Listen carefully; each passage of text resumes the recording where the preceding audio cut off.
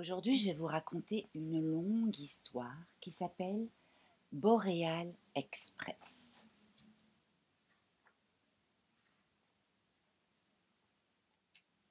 Une veille de Noël, il y a bien des années, j'étais tranquillement allongée dans mon lit. Je ne froissais pas mes draps, je respirais lentement, silencieusement. Je tendais l'oreille pour distinguer un son que jamais je n'entendrais, m'avait assuré un ami. Celui des cochettes tintinabulantes du traîneau de Père Noël. Le Père Noël n'existe pas, avait insisté mon ami. Mais je savais qu'il se trompait. Tard cette nuit-là, je l'entendis. J'entendis des bruits. Mais ce n'était pas le tintinabulement des clochettes. De l'extérieur me parvinrent le sifflement de la vapeur et le grincement de métal. Je regardai par la fenêtre et vis un train parfaitement immobile arrêté devant ma maison. Un rideau de vapeur l'enveloppait. Des flocons de neige légers tombaient tout autour de lui. À la porte ouverte d'un wagon se tenait le chef du train. Il tira une grosse montre de gousset de sa veste, puis leva les yeux vers ma fenêtre. J'enfilai mes chaussons et ma robe de chambre, puis sur la pointe des pieds je descendis au rez-de-chaussée et sortis. « En voiture !» cria le chef de train. Je me précipitai vers lui. « Alors, dit-il, tu viens ?»« Oui, où, en fait ?» demandai-je. « Mais enfin, au pôle Nord, hein ? Bien sûr, fut sa réponse. Voici le Boreal Express. J'attrapai sa main tendue et il me hissa dans le train.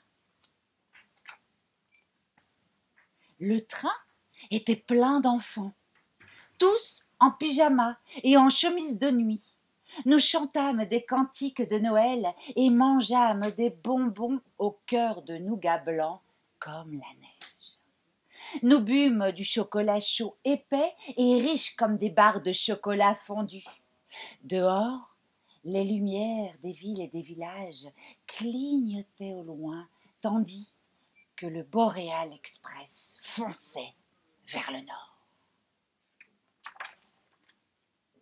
Bientôt, on ne vit même plus de lumière.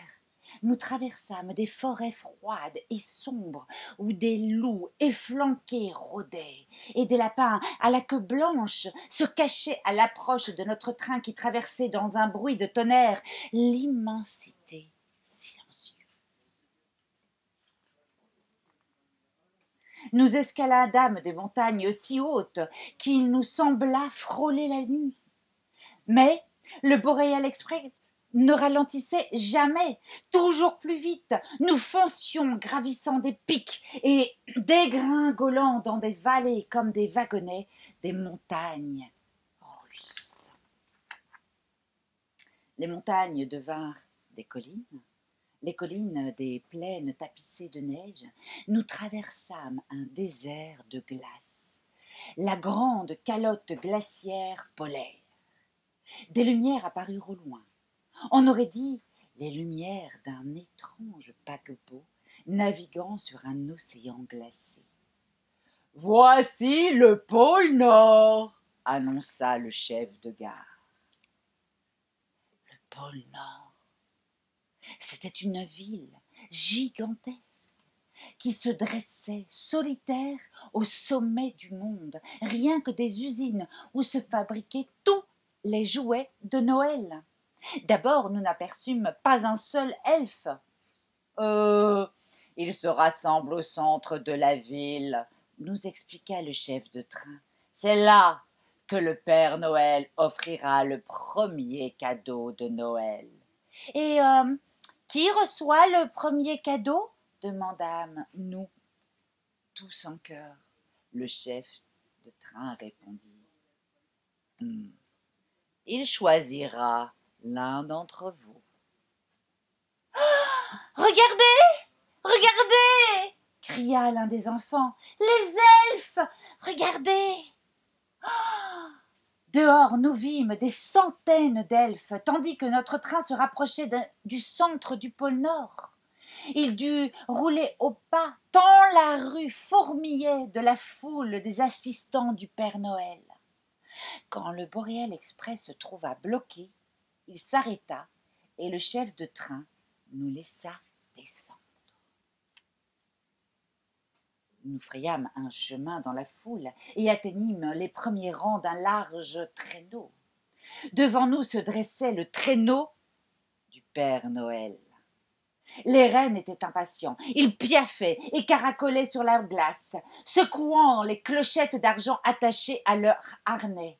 C'était un son magique, comme je n'avais jamais entendu. De l'autre côté du cercle, les elfes s'écartèrent et le Père Noël apparut. Les elfes l'acclamèrent. « Bravo, bravo, bravo, bravo !» Il avança vers nous et, me désignant, dit « Prenons celui-ci. » Il sauta dans son traîneau. Le chef du train me souleva dans ses bras. Je m'assis sur les genoux du Père Noël qui me demanda « Alors, que voudrais-tu pour Noël ?»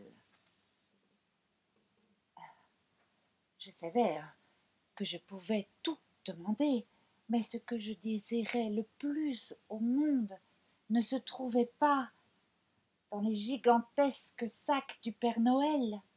Ce que je voulais le plus que tout, c'était l'une des clochettes d'argent de son traîneau. Quand je la lui demandai, le Père Noël sourit. Puis il me serra dans ses bras et chargea un elfe d'en arracher un du harnais des reines. L'elfe la lança au Père Noël. Celui-ci se leva, brandit la clochette à bout de bras au-dessus de sa tête et annonça à pleine voix « Le premier cadeau de Noël !»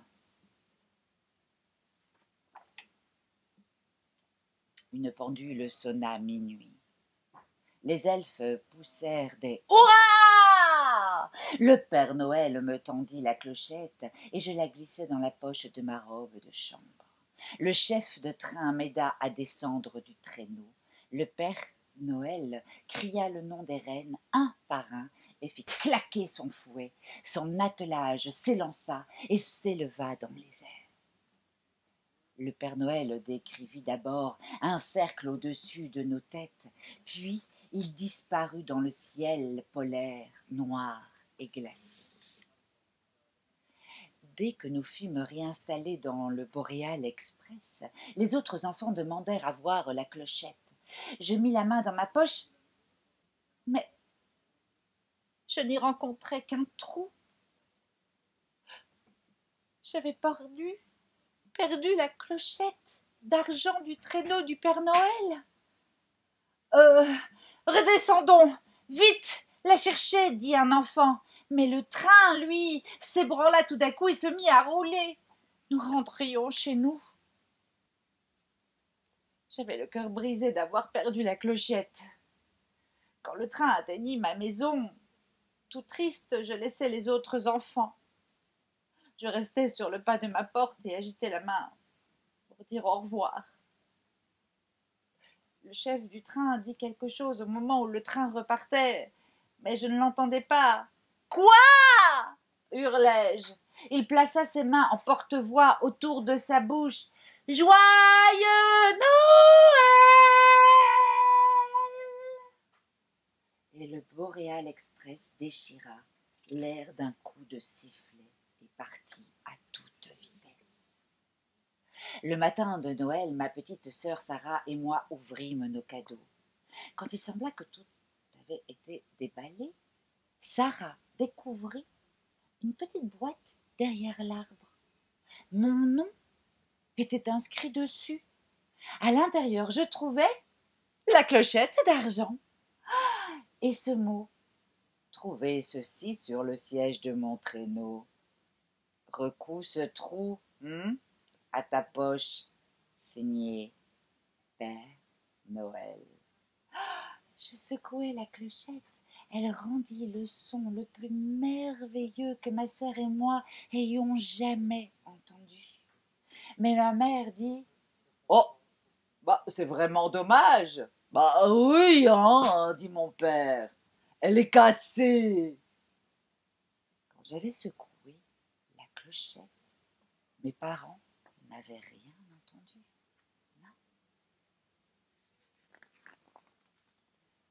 Au début, la plupart de mes amis entendaient la clochette, mais au fur et à mesure que passaient les années, elle se tut pour eux tous.